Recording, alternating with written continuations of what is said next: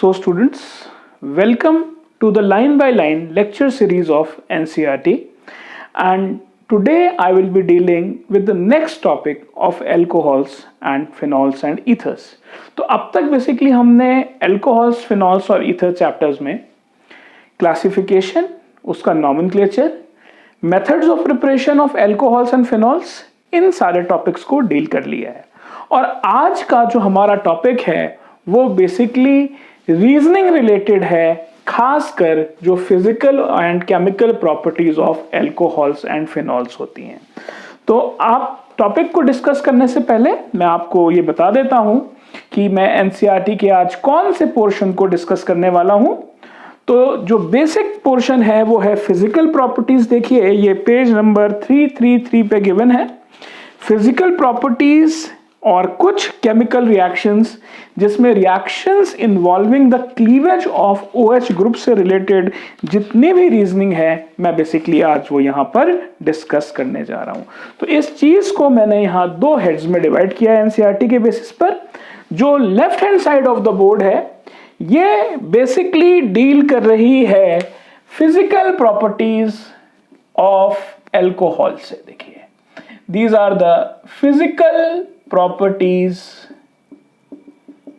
Of alcohol से ये portion deal कर रहा है। तो 4 से 5 तरीके की रीजनिंग हमें यहां पे देखने को मिलेगी। और जो दूसरा सेक्शन है वो इस चीज पर डील कर रहा है कि जो reactions involving the cleavage of OH bond की अंडर हेडिंग है, जो पेज नंबर 335 पे है। देखिए बच्चों यहाँ पर जहां पे acidity of alcohols and phenols की बात करी गई है, हम इसको यहां पर डील करेंगे। तो this is the reactions involving the cleavage of OH bond. तो this is basically the reactions involving cleavage of OH bonds. तो चलिए इसी नोट पर हम अपना सेक्शन 1 यहां पर स्टार्ट करते हैं, जिसमें हम बेसिकली उन रीजनिंग्स को लेने वाले हैं जो कि फिजिकल प्रॉपर्टीज ऑफ अल्कोहल्स पर बेस करती है। तो एनसीईआरटी में देखिए पहली रीजनिंग जो दी जाती है, जो हम यहाँ पे इन टेक्स्ट से निकाल सकते हैं, जो टेक्स्ट हमारा है एनसीईआरटी में, उसका जो पहला रीजनिंग बन सकती है वो ये बन सकती है कि boiling point of alcohols and phenols increases with increase in number of carbon atoms। तो ये क्वेश्चन कहना चाहता है कि जो boiling point of alcohols and phenols है वो बेसिकली इंक्रीज करता है कब? जब number of carbon atoms increase होते हैं। तो सपोज मैं आपके साथ यहां पर एक एग्जांपल लेता हूं। मैं आपके साथ सपोज बात करना चाहता हूं CH3 CH2 OH की, और मैं यहां पे बात करना चाहता हूं CH3 CH2 CH2 CH2 OH। तो देखिए ये कहता है कि boiling point of alcohols and phenols increases with increase in the number of carbon atom.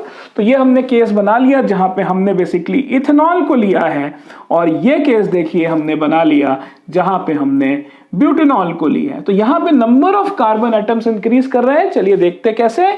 कि जो हम इथेनॉल है अगर हम उसकी बात करें तो इसमें 2C कार्बन है, मतलब 2 कार्बन वाला अल्कोहल है, और जो ब्यूटेनॉल है it is a 4C alcohol, right. लेकिन देखिए इस सिस्टम में कोई भी ब्रांचिंग नहीं है, और यहां पे सिंपली क्या हो रहा है कि आप अगर देखें यहां पे धीरे धीरे करके सिर्फ नंबर ऑफ कार्बन एटम्स जो हैं वो इंक्रीज कर रहे हैं।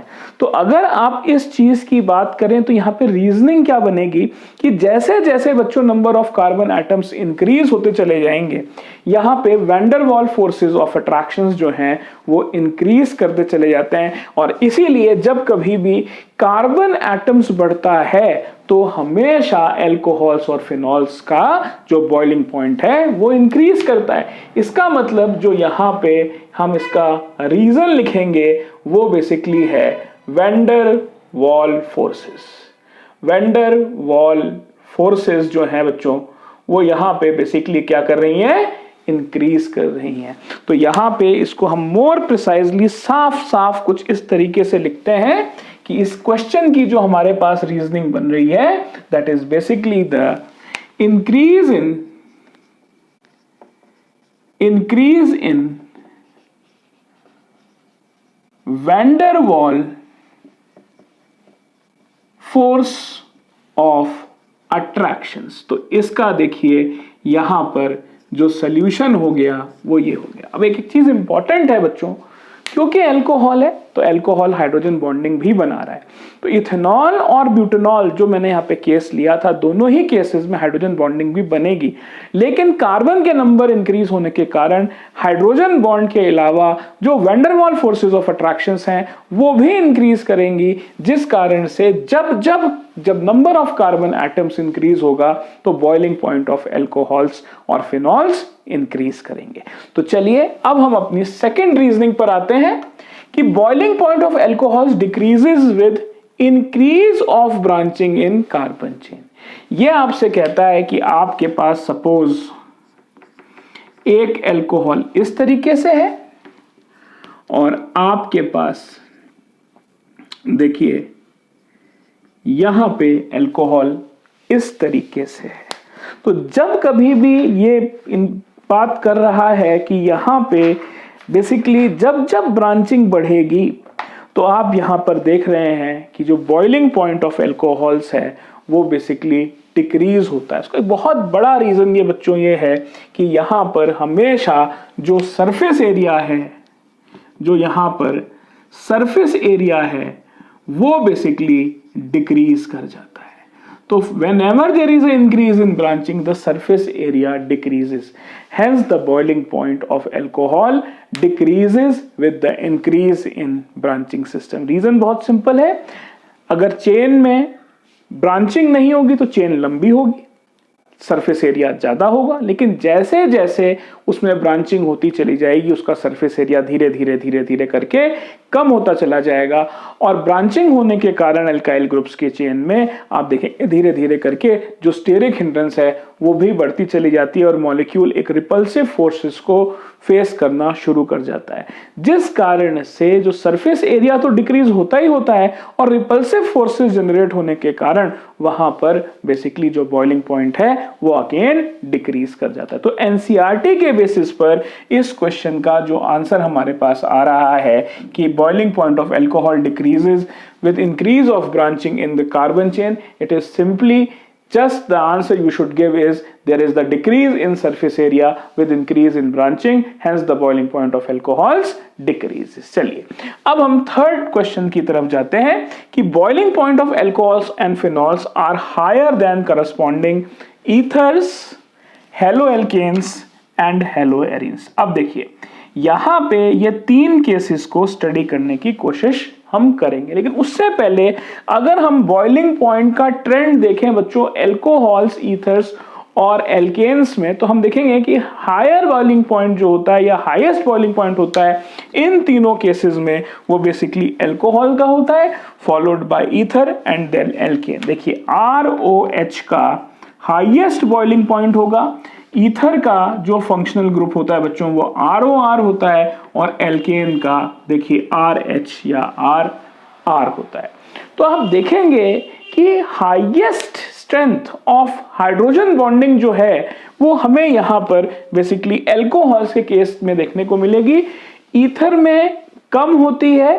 रीजन इसका यह है कि ईथर में जो ऑक्सीजन एटम है वो दोनों तरफ से एल्काइल ग्रुप से सराउंडेड होता है जो कि एक स्टेरिक हिंड्रेंस प्रोवाइड करना शुरू कर देता है, जिस कारण से tendency to form hydrogen bond decrease कर जाती है।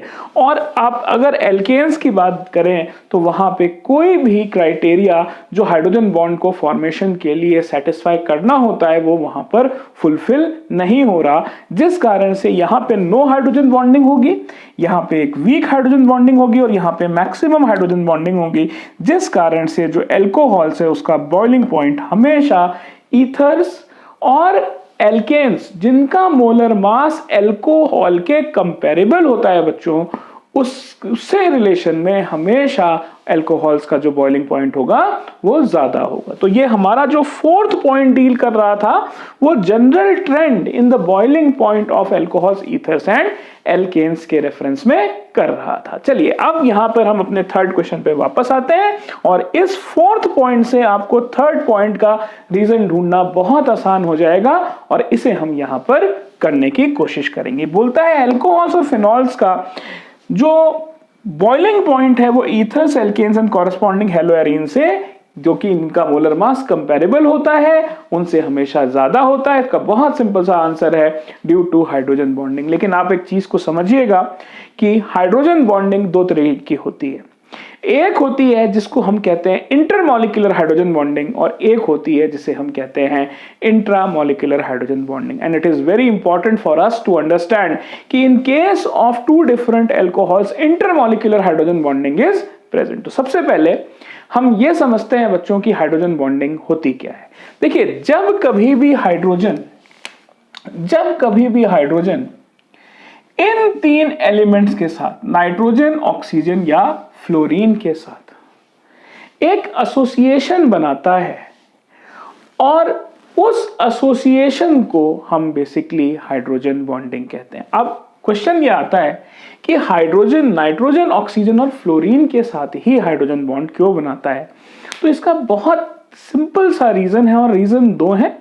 पहला, इनका साइज छोटा होता है और दूसरा, इनकी इलेक्ट्रोनेगेटिविटी हाई होती है, जिस कारण से tendency of bond formation increase हो जाती है और आप यहां पे देखेंगे कि हाइड्रोजन बॉन्डिंग क्रिएट हो जाएगी। तो जब कभी भी दो मॉलिक्यूल्स के बीच में हाइड्रोजन बॉन्डिंग बने तो इस तरीके की हाइड्रोजन बॉन्डिंग को हम इंटरमॉलिक्यूलर हाइड्रोजन बॉन्डिंग कहते हैं और उस समय एक्चुअली जो प्रॉपर्टी ऑफ एसोसिएशन है वो फॉलोड होती है। इसका एक बहुत सिंपल सा मैं रीजन आपको बताता हूं और इस रीजन को आप समझने की कोशिश करिएगा कि suppose I am having this bottle and this bottle is filled with water, right. अब देखिए ये वाटर जो है, इसमें वाटर का जो लेवल है वो अभी हम देख रहे हैं कि सिर्फ इतना है, लेकिन अगर हम यहां पे और वाटर को डालने की कोशिश करें इसमें, तो आप देखेंगे कि ये it will be a very tedious task for us to differentiate कि मैंने कौन सा पहले पानी डाला था और कौन सा बाद में पानी डाला था। एक्चुअली होगा क्या कि जैसे जैसे हम पानी को डालते जाएंगे तो जो नए वाटर मॉलिक्यूल्स हैं वो प्रॉपर्टी ऑफ एसोसिएशन करते जाएंगे और यहां पर इन मॉलिक्यूल्स, वाटर जो एग्जिस्टिंग वाटर मॉलिक्यूल्स हैं, इनके साथ इंटरमॉलिक्यूलर हाइड्रोजन बॉन्ड जनरेट करते चले जाएंगे और वो उनमें घुलते चले जाएंगे, उनकी सॉल्युबिलिटी बढ़ती चली जाएगी। तो लाइक के केस में अगर हम बात करें, जिन जिन केसेस में हाइड्रोजन बॉन्ड को बनाने की पॉसिबिलिटी बन सकती है, उसमें आप हमेशा ध्यान रखिएगा बच्चों कि जब कभी भी मैं इंटरमॉलिक्यूलर हाइड्रोजन बॉन्ड की बात करूं तो प्रॉपर्टी ऑफ एसोसिएशन लिखना मैंडेटरी है। बोर्ड कहता है अगर 1 मार्क का आपके पास क्वेश्चन आ रहा है जिसमें रीजनिंग आ रही है तो उसमें 2 की पॉइंट्स हैं कि किस तरीके का हाइड्रोजन बॉन्ड है, तो उस तरीके का हाइड्रोजन बॉन्ड आपको लिखना पड़ेगा और वो किस तरीके की प्रॉपर्टी को शो करता है। तो इंटरमॉलिक्यूलर हाइड्रोजन बॉन्ड हमेशा जो प्रॉपर्टी शो करेगा बच्चों, वो शो करेगा प्रॉपर्टी ऑफ एसोसिएशन की, और इंट्रामॉलिक्यूलर जो हाइड्रोजन बॉन्ड है वो हमेशा जो प्रॉपर्टी शो करेगा वो प्रॉपर्टी शो करेगा चिलेशन की, that is basically the ring forming tendency. तो चलिए थोड़ा सा मैं आपको एक एग्जांपल के थ्रू यहां पर बता देता हूं। सपोज हमारे पास एक छोटा एग्जांपल लेते हैं बच्चों, ये HF मॉलिक्यूल है। ये देखिए ये हाइड्रोजन ने यहां पर जो है F के साथ एक कंपाउंड को जनरेट किया जिसको हमने कहा HF, और आप यहां पे देखिएगा कि ये हाइड्रोजन जो है वो बेसिकली अपने अगल बगल वाले फ्लोरीन एटम के साथ एक बॉन्ड बना रहा है और इस बॉन्ड को हम डॉटेड लाइन से शो करते हैं और इस बॉन्ड को हम एक्चुअली में क्या कह रहे हैं बच्चों, इंटरमॉलिक्यूलर हाइड्रोजन बॉन्ड। इसको इंटरमॉलिक्यूलर हाइड्रोजन बॉन्ड इसलिए कहा जा रहा है क्योंकि ये 2 मॉलिक्यूल्स के देखिए बीच में बना हुआ है और ये intermolecular hydrogen bond is actually showing the property of this is actually showing the property of association. जैसे मैंने वाटर का केस लिया था, यहां पे देखिए मैंने HF का केस लिया। सपोज आपके पास 10 HF मॉलिक्यूल थे और आपने इसमें 100 HF मॉलिक्यूल और डाल दिए, तो हुआ क्या कि वो मॉलिक्यूल्स के बीच में इस तरीके का एक अट्रैक्टिव फोर्स डेवलप होने लगेगा, जिसको हम नॉर्मल भाषा में हाइड्रोजन बॉन्डिंग कहते हैं। और ये हाइड्रोजन बॉन्डिंग ने जब प्रॉपर्टी ऑफ जुड़ना, जिसको हम कहते हैं बेसिकली एसोसिएशन, शो करा, तो वो मॉलिक्यूल्स जुड़ते चले गए and it is very difficult for us to discriminate between the molecules. लेकिन देखिए, अगर हम वाटर के साथ कभी ऑयल की लेयर डालें तो आपको ये केस नहीं दिखने वाला। आप देखेंगे कि बॉटल के ऊपरी सतह पे आप देखेंगे कि आपको ऑयल मिलेगा, और ऑयल और वाटर को आप वहां पे डिस्क्रिमिनेट कर पाएंगे, क्योंकि जो लिपिड्स हैं या जो ऑयल्स हैं वो वाटर के साथ हाइड्रोजन बॉन्डिंग नहीं बनाएंगे और वो इमिसिबल रह जाएंगे, और उनकी लेयर, क्योंकि उनकी डेंसिटी कम होती है, वो वाटर के ऊपर पाए जाएंगे और वाटर जो है वो नीचे रहेगा। तो जहां जहां बच्चों हाइड्रोजन बॉन्डिंग का केस बनेगा, वहां वहां सॉलिबिलिटी भी इंक्रीज करेगी, वहां वहां उसका बॉइलिंग पॉइंट भी इंक्रीज करेगा, और उसकी जो बॉन्डिंग स्ट्रेंथ है वो भी इंक्रीज करेगी, क्योंकि hydrogen bond in comparison to the normal covalent bonds will be an additive bond that will actually increase the strength of the molecule. तो धीरे धीरे करके चलिए हम इस चीज पर अभी वापस से आएंगे और हम देखेंगे कि कहां कहां हाइड्रोजन बॉन्डिंग एक्चुअली लगती है, ताकि हम वहां पर उन क्वेश्चंस को सॉल्व करें। अब देखिए, बोर्ड में एक बहुत चीज इंपॉर्टेंट होती है, क्योंकि जितने भी ऑर्गेनिक में हम चैप्टर्स पढ़ रहे हैं, चाहे हम एल्कोहल्स की बात करें, चाहे कार्बोक्सिलिक एसिड्स की बात करें, चाहे हम अमीन्स की बात करें, they are definitely showing a very typical type of bonding system, that is the hydrogen bonding.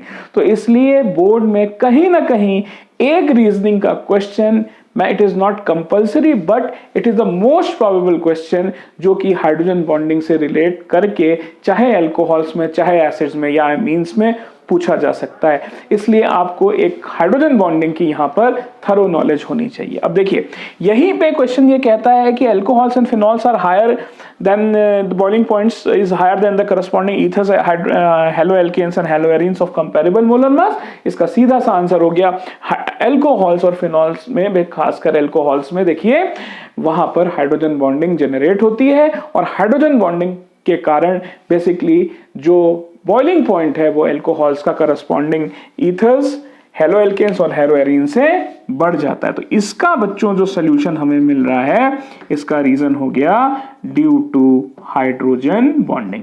इस क्वेश्चन में यह स्पेसिफाई नहीं करा गया है कि वो कौन से तरीके की हाइड्रोजन बॉन्डिंग है, क्योंकि हाइड्रोजन बॉन्डिंग डिपेंड्स कि किस तरीके का मॉलिक्यूल की मैं बात कर रहा हूं। तो सिंपली मैंने यहां पे सिर्फ इस बात को यहां पे चर्चा में डाला है कि जो अल्कोहल है उसका बॉइलिंग पॉइंट हेलोएल्केन्स, हेलोएरीन्स या ईथर से इसलिए ज्यादा है क्योंकि उसके पास एक ज्यादा टेंडेंसी है हाइड्रोजन बॉन्ड्स को बेसिकली जनरेट करने की। अब देखिए, हमने अब तक ये जो 5 रीजनिंग यहां पर पढ़ी है, और देखिए 5th रीजनिंग ये कहती है कि alcohols and phenols are soluble in water. Again the same reasoning will be applied due to hydrogen bonding, और खासकर अगर आप यहां पर हाइड्रोजन बॉन्डिंग की बात करेंगे तो यहां पर हमने देखिए 2 मॉलिक्यूल्स की बात कर दी है, alcohols and phenols are soluble in water. इसका मतलब वाटर के साथ अल्कोहल्स और फिनॉल्स जो हैं हाइड्रोजन बॉन्डिंग बनाने वाले हैं, और इसलिए यहां पर जो आंसर आने वाला है, it is due to intermolecular hydrogen bonding which shows the property of association. तो यहां पर 2 चीजें लिखेंगे बच्चों, यहां पर लिखेंगे इंटरमॉलिक्यूलर H बॉन्ड, और दूसरी चीज है जो हमें यहां लिखनी है, that is the property of what, that is the property of association.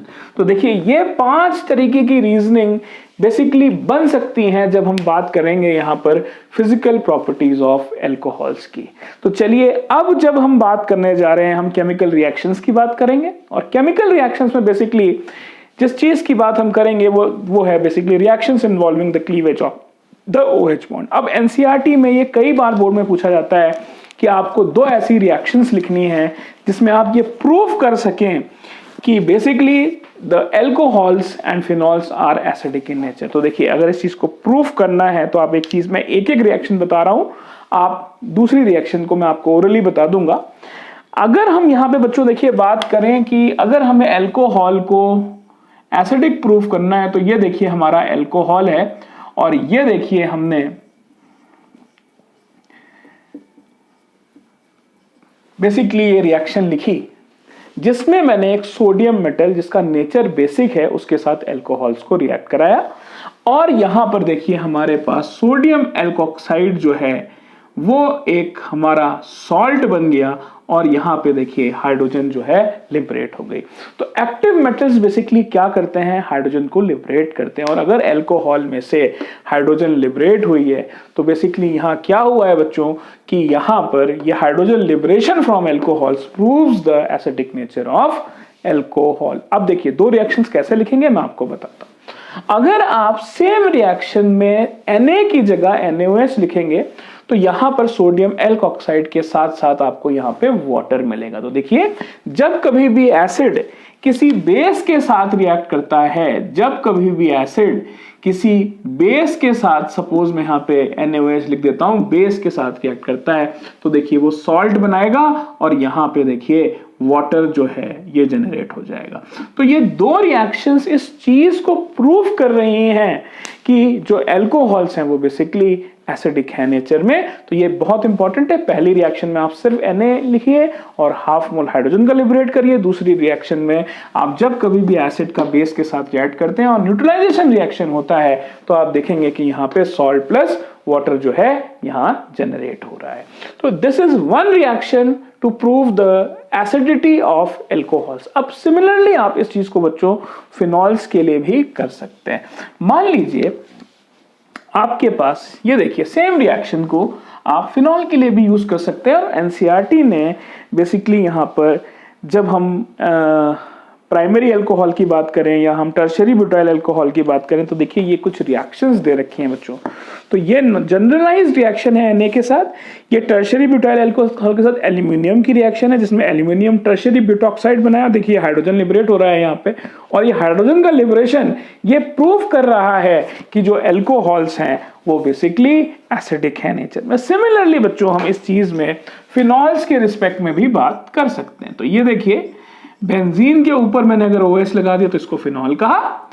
इसका रिएक्शन मैंने Na के साथ कराया तो देखिए ये बना हमारा सॉल्ट जिसे हम बेसिकली सोडियम फिनॉक्साइड कहते हैं और अगेन हमारे पास हाफ मोल जो हाइड्रोजन है वो लिबरेट हो गया।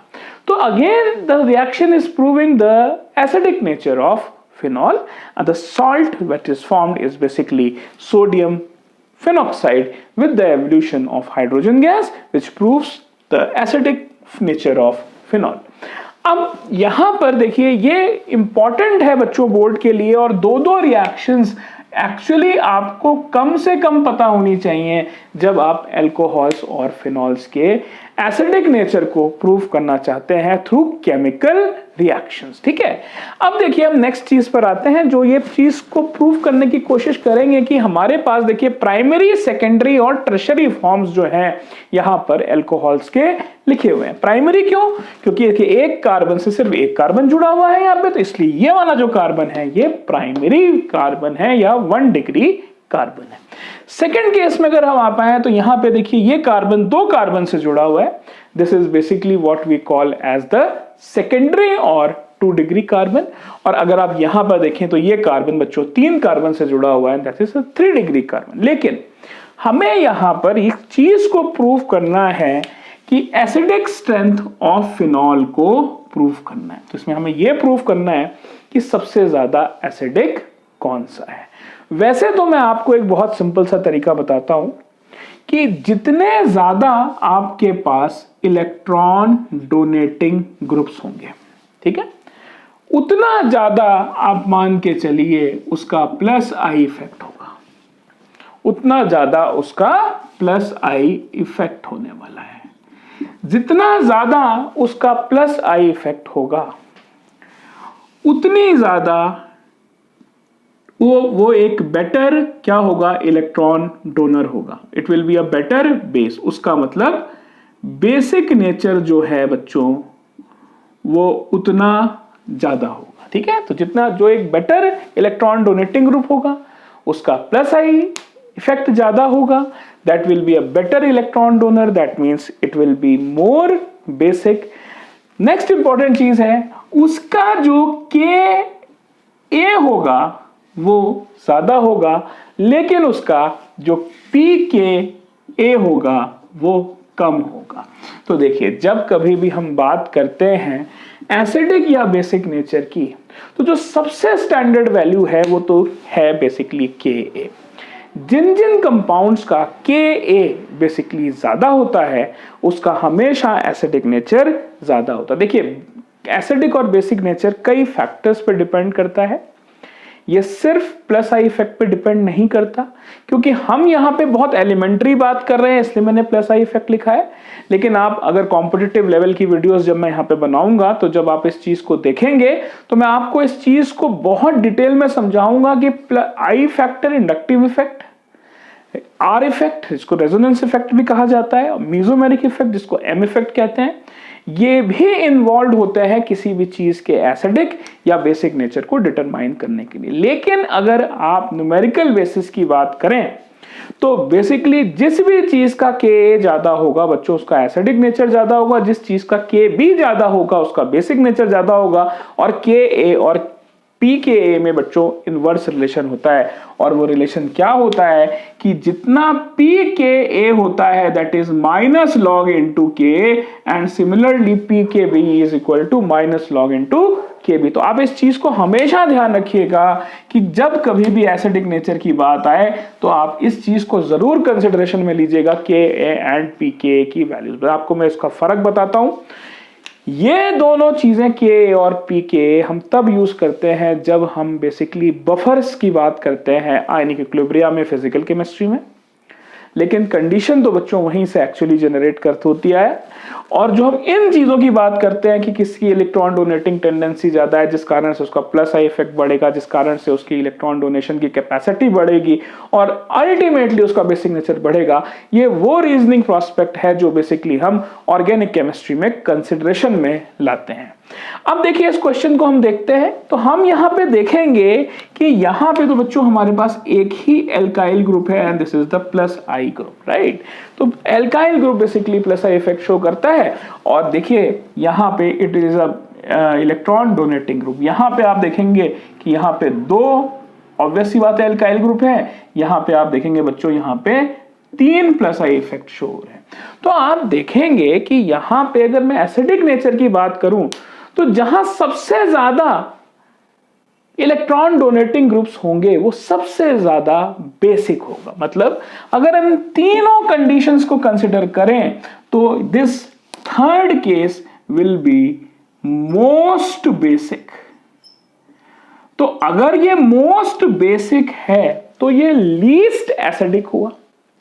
दैट मीन्स कि ये पहला वाला केस हमारे पास बच्चों मोस्ट एसिडिक आया, या मैं इसको कह सकता हूं लीस्ट बेसिक, या मैं इसको कह सकता हूं लीस्ट बेसिक। तो देखिए इंपॉर्टेंस यहां पर इस चीज की बन रही है कि हम एसिडिक और बेसिक नेचर को कैसे पहचाने। तो मैंने आपको एक फंडामेंटली बहुत क्लियर कॉन्सेप्ट बता दिया है, जहां पे इलेक्ट्रॉन डोनेटिंग ग्रुप्स हो उनका प्लस आई ज्यादा होगा। प्लस आई ज्यादा होने के कारण उनकी जो इलेक्ट्रॉन को डोनेट करने की टेंडेंसी है लेविस कंसेप्ट के हिसाब से वो इंक्रीज होगी। इलेक्ट्रॉन डोनेशन की कैपेसिटी जब बढ़ेगी तो उनका बेसिक नेचर इंक्रीज करेगा। और फिजिकल केमिस्ट्री के रिलेशन में जिसका बच्चों के ज्यादा होगा उसका एसिडिक नेचर ज्यादा होगा, और जिसका बेसिकली पी कम होगा उसका एसिडिक नेचर ज्यादा होगा, क्योंकि के और पी का इनवर्स रिलेशन होता है। तो यहां पे बच्चों हमने ये देखा कि किस तरीके से जो एनसीईआरटी में गिवन है, आप देखिए एसिडिटी ऑफ एल्कोहल्स में देखिए ये चीज दे रखी है यहां पर, इस चीज को मैंने यहां डिस्कस करने की कोशिश करी है। अब देखिए हम अपने नेक्स्ट प्रॉब्लम में आते हैं जिसमें हमने ये देखा है कि basically alcohols are weaker acid than water. देखिए बहुत सिंपल सा फंडा है, आप इसका स्ट्रक्चर बना लीजिए। ये आपने लिख दिया बच्चों वाटर, और चलिए यहां पर हम ये लिख देते हैं एल्कोहल, ठीक है। अब देखिए एल्कोहल में एक एल्काइल ग्रुप प्रेजेंट है जो कि एक इलेक्ट्रॉन डोनेटिंग ग्रुप की तरह काम कर रहा है। लेकिन वाटर के केस में एज सच कोई भी ग्रुप नहीं प्रेजेंट है, या आप ये कह सकते हैं कि जो ज्यादा इन्फ्लुएंस्ड फैक्टर प्लस आई में है वो एल्काइल ग्रुप का है rather than the H groups which are present in case of water.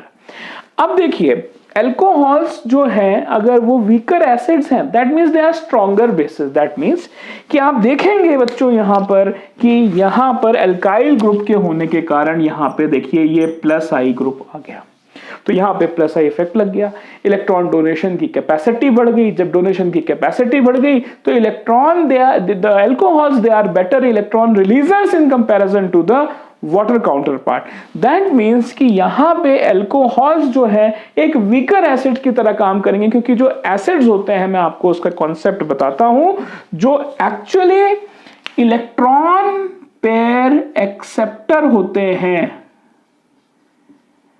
वो एसिड्स होते हैं बच्चों, और जो इलेक्ट्रॉन पेयर डोनर होंगे, जो इलेक्ट्रॉन पेयर डोनर होंगे, जो इलेक्ट्रॉन पेयर डोनर होंगे वो बेसिकली बेस की कैटेगरी में आएंगे। तो आप देखिए कॉन्सेप्ट बहुत क्लियर है। प्लस आई के होने के कारण उसके पास एल्काइल ग्रुप क्या करेगा, इलेक्ट्रॉन को डोनेट करेगा। तो यहां पे आप ऑक्सीजन पे देखेंगे कि इलेक्ट्रॉनिक डेंसिटी जो है इंक्रीज कर जाएगी। दो लोन पेयर तो उसके पास पहले से ही थे, अब एल्काइल ग्रुप होने के कारण उसके पास जो इलेक्ट्रॉनिक डेंसिटी है वो और इंक्रीज कर जाएगी and tendency to donate electrons increase कर जाएगा, जिस कारण से alcohols they are weaker acids and basically much better bases, right. तो इस केस में अगर हम वाटर से कंपेयर करें बच्चों तो यहां पर आपको ये देखने को मिलेगा कि जो एल्कोहल्स है वो वीकर एसिड्स हैं, that means they are better bases and comparison to water. अब देखिए हमारे पास एक और यहां पे बहुत अच्छा क्वेश्चन आता है कि अगर हम बच्चों यहां पे एल्कोहल्स की कैटेगरी लेते हैं, हम यहां पर बेसिकली वाटर लेते हैं, और अगर हम यहां पर देखिए किस चीज को कंसिडर करें, बेसिकली फिनॉल को कंसिडर करें, तो आप एक चीज को समझिएगा बच्चों कि ये वाटर है और ये देखिए फिनॉल है, ठीक है, ये है फिनॉल। तो इस चीज को समझिएगा कि फिनॉल जो है यहां पर माइनस आई इफेक्ट शो कर रहा है। फिनाइल न्यूक्लियस जो है वो माइनस आई इफेक्ट शो कर रहा है, वो इलेक्ट्रॉन को खींचने की टेंडेंसी होती है उसकी, वो एक इलेक्ट्रॉन विड्रॉइंग ग्रुप होता है जो कि ऑक्सीजन एटम पे इलेक्ट्रॉन डेंसिटी को कम करने वाला है। तो जब कभी भी इलेक्ट्रॉन विड्रॉइंग ग्रुप प्रेजेंट होगा वो माइनस आई इफेक्ट शो करेगा, उसकी टेंडेंसी इलेक्ट्रॉन डेंसिटी को घटाने की होगी, जिस कारण से वहां पर tendency to accept lone pair of electron increase कर जाएगा। तो यहां पे इलेक्ट्रॉनिक डेंसिटी कम हुई, tendency to accept electron pair बढ़ गई, जिस कारण से फिनॉल वाटर के कंपैरिजन में बच्चों एसिडिक नेचर शो करेगा, और जो हमारा एलिफेटिक अल्कोहल है जहां हमारा एल्काइल ग्रुप लगा हुआ है जो कि प्लस आई इफेक्ट शो कर रहा है, वो उसके रिस्पेक्ट में एक बेसिक नेचर को शो करने वाला है। तो वाटर के बेसिक रेफरेंस में जो एलिफेटिक अल्कोहल्स हैं they are basic in nature, लेकिन वाटर के रेफरेंस में ही अगर मैं पर्टिकुलरली फिनॉल की बात करूं तो फिनॉल जो है वो एसिडिक होता है नेचर में। बोर्ड का बहुत इंपॉर्टेंट क्वेश्चन है, explain why phenol is acidic in nature with comparison to water. मैंने आपको उसका बता दिया कि माइनस आई इफेक्ट होने के कारण basically it will actually withdraw the electron from the nucleus of the oxygen atom, thereby decreasing the electronic density, hence the tendency to accept the electron will increase, accounting for the acidic nature of phenol। देखिए अब हम इसी तरीके का एक और question deal करते हैं जिसमें हम बात करने जा रहे हैं alkoxide is a better proton acceptor than hydroxide ion, right. तो एल्कोक्साइड क्या होता है बच्चों, देखिए एक बार स्ट्रक्चर बना ले, प्लस आई माइनस आई को आप समझ लीजिए तो बहुत इजी है। ये आपके पास एल्कोक्साइड है और ये आपके पास हाइड्रोक्साइड है। Again the same thing will be followed. देखिए यहां पे प्लस आई इफेक्ट लगा हुआ है, तो एल्कोक्साइड में क्या हो रहा है, वो बोलता है बेटर प्रोटॉन एक्सेप्टर। अब इस चीज को समझिए, H पॉजिटिव को एक्सेप्ट करने की टेंडेंसी किसकी ज्यादा होगी, एल्कोक्साइड की या हाइड्रोक्साइड की। आप देखिए यहां पे H की जगह R ग्रुप है, R ग्रुप क्या करने वाला है, इलेक्ट्रॉन को डोनेट करने वाला है। इलेक्ट्रॉन को जब डोनेट करेगा तो ऑक्सीजन एटम पे इलेक्ट्रॉन डेंसिटी बढ़ाएगा। इसका मतलब आप हाइड्रोक्साइड की बात करिए और अगर एल्कोक्साइड की बात करिए तो higher electronic density is prevailing in case of on oxygen atom in case of alkoxide rather than OH negative ion. That means the proton जो पहले जिसको अपना better reacting site कंसिडर करेगा वो बेसिकली एल्कोक्साइड हो गया। आप देखिए ना यहां पर कि अगर यहां पर प्रोटॉन की मैं बात कर रहा हूं तो इसके रेफरेंस में और इसके रेफरेंस में अगर हम बात करें तो एल्कोक्साइड पे basically higher electronic density in comparison to hydroxide ion, और इसीलिए प्रोटॉन यहां पे बच्चों पहले अटैक करेगा। तो इसका सिंपल रीजन है due two plus I effect the electron density on oxygen atom is comparatively higher in case of alkoxide rather than the hydroxide ion, hence the protonic attack will be more faster in case of alkoxide in comparison to hydroxide। और इसी behalf पर देखिए ये question हमारा solve हो जाता है कि जो alkoxide है वो better proton acceptors है in comparison to हाइड्रोक्साइड। अब चलिए हम यहां पर लास्ट क्वेश्चन देखने की कोशिश करते हैं कि एसिडिक नेचर ऑफ फिनॉल को थोड़ा सा हम यहां पर स्टडी करने की कोशिश करेंगे। अब बच्चों यहां पे जब कभी भी आप फिनॉल की बात करते हैं, जब कभी भी आप फिनॉल की बात करते हैं, देखिए यहां पे ये केस देखिए फिनॉल का मैंने बना रखा है, तो आप यहां पे देखेंगे कि there is always double and single bond system in case of what, in case of phenol। that means कि अगर हम यहाँ पे हाइब्रिडाइजेशन की बात करें फिनॉल के रेफरेंस में तो वो sp2 है, ठीक है। तो क्या है, sp2 है। और आप यहाँ पे देख सकते हैं कि यहाँ पर sp2 हाइब्रिडाइजेशन होने के कारण यहाँ पे जो s कैरेक्टर है वो बेसिकली क्या हो रहा है, 33.33% का आ रहा है। तो it is comparatively higher at a higher site with reference to the sp3 hybridized orbital where the s character percentage is only 25। that means कि जैसे जैसे s कैरेक्टर बढ़ता चला जाएगा फिनॉल का जो एसिडिक नेचर है वो भी इंक्रीज करता चला जाता है। तो एग्जैक्टली यही होता है और यही एनसीईआरटी में लिखा भी है कि यहाँ पे डीलोकलाइजेशन ऑफ पूरा एनसीईआरटी ने जो क्वेश्चन कॉन्सेप्ट बनाया है वो रेजोनेंस के बेसिस पर बनाया है। देखिए ये यहाँ पे रेजोनेटिंग फिनोमिना, रेजोनेटिंग स्ट्रक्चर्स बनाए हैं, लेकिन जो बेस आंसर इसका बन के निकलता है वो ये निकलता है कि जैसे जैसे एस कैरेक्टर इंक्रीज होता चला जाएगा, और आप डेफिनेटली देख रहे हैं फिनॉल में जो परसेंटेज एस कैरेक्टर जो आता है वो 33.33% आता है with reference to the sp3 hybridized orbital where it is only 25%। इसीलिए जो फिनॉल का जो एसिडिक नेचर है बच्चों वो ज्यादा होता है। तो आज हमने बेसिकली क्या सीखा, आज हमने कुछ ऐसी रीजनिंग्स के बारे में यहां पर डिस्कशन करा है जो बोर्ड प्रोस्पेक्ट से बहुत इंपॉर्टेंट हो सकती है। तो हो सकता है हमारे पास यहां पर 1 से 2 रीजनिंग इस टॉपिक से कहीं ना कहीं किसी ना किसी फॉर्म में हमको एनकाउंटर करने को मिले। तो बेसिकली ये मेरा